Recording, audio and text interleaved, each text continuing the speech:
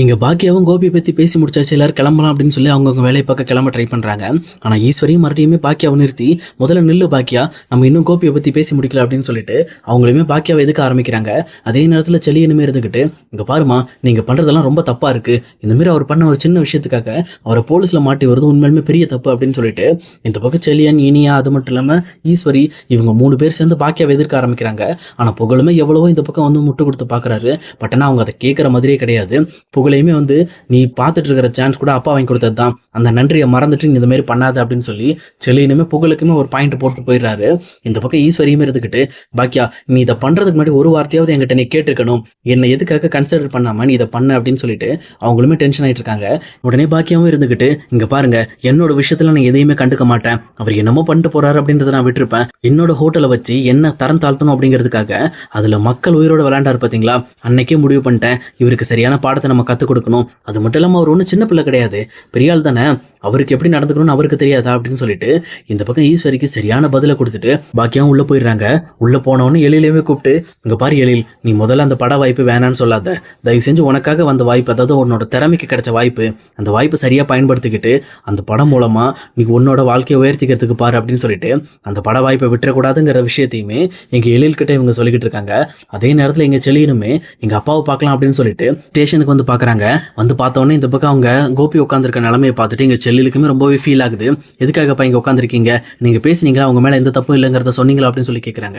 உடனே இந்த பக்கம் கோபியுமே இருந்துக்கிட்டு, நான் என்ன சொன்னாலும் நம்ப மாட்டேன்றாங்கடா, எல்லாத்துக்கும் காரணம் இந்த செஃப் தான், அதை விட முக்கியமாக பாக்கியா என் மேலே கேஸ் கொடுத்துருக்காங்கடா, அதனால அவங்களா வந்து வாபஸ் வாங்குற வரைக்கும் எதுவுமே நடக்க முடியாது. ஆல்ரெடி என்னோட ஃப்ரெண்டு வந்தா, அவன்கிட்ட வக்கீல்கிட்ட சொல்லியிருக்கேன், வக்கீல் வந்ததுக்கப்புறம் தான் என்ன பேசணும்னு முடிவு பண்ணணும் அப்படின்னு சொல்லி சொல்கிறாங்க. கரெக்டாக இவங்க பேசிட்டு இருக்கும்போது இங்கே கோபியோட வக்கீலுமே வந்துடுறாங்க. வந்துட்டு இந்த மாதிரி கோபி அரெஸ்ட் பண்ணுறதுக்கு முன்னாடியே இந்த மாதிரி அவருக்கு ஜாமீன் வேணும், அவரை நீங்கள் அரெஸ்ட் பண்ணக்கூடாது அப்படின்னு சொல்லிட்டு அவருமே கோர்ட் ஆர்டர் எல்லாமே எடுத்துக்கிட்டு இந்த பக்கம் டேரெக்டாக உள்ளே வந்துட்டாரு.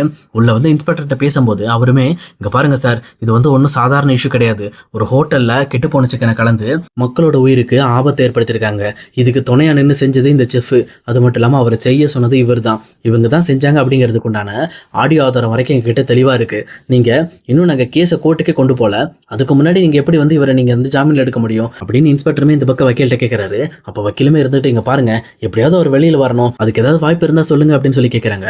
உடனே இன்ஸ்பெக்டருமே வந்துட்டு, இங்கே பாருங்க, ஒன்று கேஸ் கொடுத்தவங்க வாபஸ் வாங்கணும், அப்படி இல்லைனா நீங்கள் வந்து கேஸ் வந்து கோர்ட்டுக்கு போனதுக்கப்புறம் அங்கே போய் டீலிங்கை நீங்கள் முடிச்சுட்டு அதுக்கப்புறம் நீங்கள் ஜாமீனில் கூப்பிட்டுக்கலாம், அங்கே ஜட்ஜோட ஆர்டரை பொறுத்து தான் எல்லாமே மாறும் அப்படின்னு சொல்லிட்டு இந்த பக்கம் இன்ஸ்பெக்டருமே ஒரு ரெடியாக முடிச்சிடறாரு.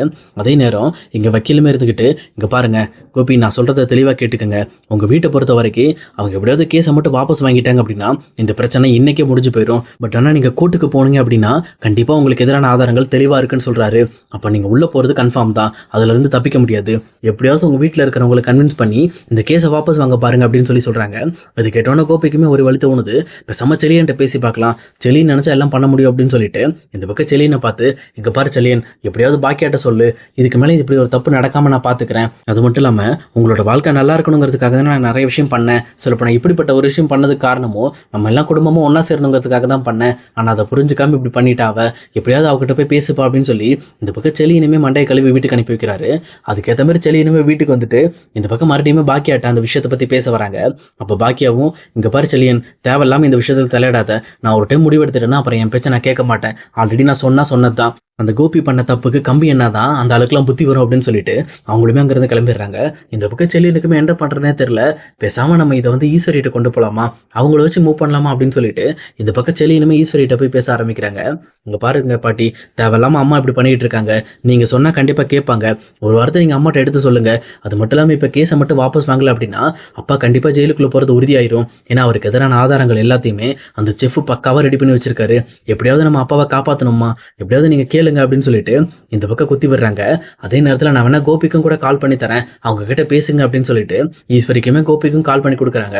அப்போ கோபியுமே இருந்துக்கிட்டு, அம்மா என்னை மன்னிச்சிருமா, நான் இந்த மாதிரி வந்து என்னோட அப்பாவோட இறுதி சடங்குல கலந்துக்க முடியாமல் பண்ண பாக்கியாவை பழி வாங்குறதுக்கு தான் இப்படிலாம் பண்ணிட்டேன், என் அப்பா மேலே இருக்கிற பாசத்தில் தான் இப்படி பண்ணேன் அப்படின்னு சொல்லிட்டு இங்கே அவருமே ஈஸ்வரியோட மண்டையை கழுவ ஆரம்பிக்கிறாரு. இங்கே ஈஸ்வரியுமே வந்து தன்னோட பையன் திருந்திட்டான், சொல்லப்போனால் அவன் அவங்க அப்பா மேலே இருக்கிற பாசத்துக்காக தான் இதெல்லாம் பண்ணான் அப்படின்னு சொல்லி தெரிஞ்சுக்கிட்டு, சரிப்பா நான் கண்டிப்பாக பாக்கியாட்ட பேசி எப்படியாவது கேஸை வாபஸ் வாங்குறேன் அப்படின்னு சொல்லிட்டு அவங்களுமே காலை கட் பண்ணிடுறாங்க. அதே நேரம் அந்த பக்கம் காலை கட் பண்ணிட்டு கோபியுமே, நான் வெளியில் வந்துக்கிறேன் பாக்கியா, வந்த உடனே வச்சிருக்கேன் உனக்கு ஒரு பெரிய ஆப்பா வச்சு, இதுக்கு மேலே நீ எந்திக்க முடியாத அளவுக்கு நான் பண்ண போகிறேன் அப்படின்னு சொல்லிட்டு அவர் மறுபடியுமே வந்து பாக்கியா மேலே ஒரு கோபத்தோடு தான் அவர் பேசிகிட்டு இருக்காரு. இந்த பக்கம் மறுபடியும் ஈஸ்வரி போயிட்டு பாக்கியாட்ட, இங்கே பாரு பாக்கியா, நான் சொல்கிறேன் தயவு செஞ்சு எப்படியாவது அந்த கேஸை வாபஸ் வாங்கு, இல்லைனா என் மகன் கோபி உள்ளே போய் கஷ்டப்பட வேண்டியது இருக்கும் அப்படின்னு சொல்லிட்டு அவங்களையுமே பாக்கியாட்ட பேசி பார்க்குறாங்க. பாக்கியாவுமே முடியாது அப்படின்னு சொல்லி சொல்கிறப்போ இந்த பக்கம் பாக்கியாவோட கணத்தில் பலார்னு ஒரு அறை விட்டு, நான் சொல்கிறத நீ கேட்கணும், என் பையன் எப்படியாவது வெளியில் வரணும், அதுதான், அதை வரல அப்படின்னா அவ்வளோதான் அப்படின்ற மாதிரி இந்த பக்கம் பாக்கியாவுமே மிரட்ட ஆரம்பிக்கிறாங்க.